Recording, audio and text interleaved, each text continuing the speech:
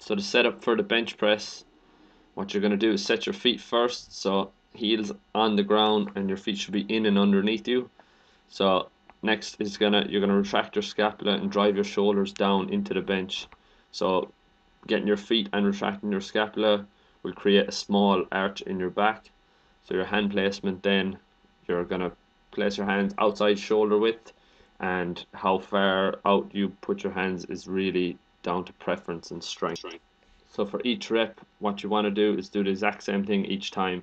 So at the top of the rep, you're going to breathe in, keep the chest up, keep the body tight. Then you're going to control all the way down and push up and breathe out once you're kind of halfway up. So once you get near to the top is when you breathe out. So the main problem I see with the bench press is a thing called reaching. So it's when your shoulders come forward as you're coming up. So what happens is you don't keep your scapula locked and your shoulders end up coming forward.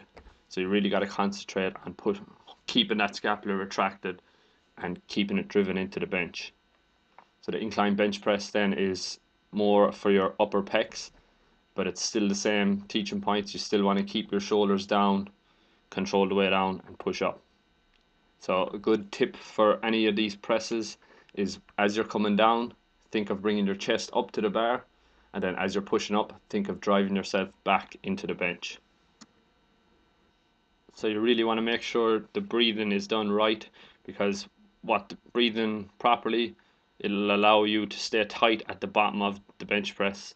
Because if you breathe out at the bottom of the bench press, that's the hardest point. So you're basically loosening everything when you really need it to be tight.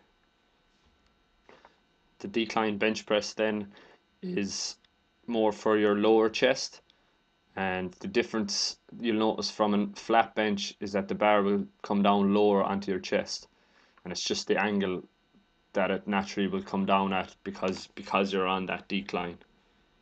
Same exact teaching points as all the other presses, so you want to stay tight, control the movement, keeping the shoulders locked down, breathing on each rep.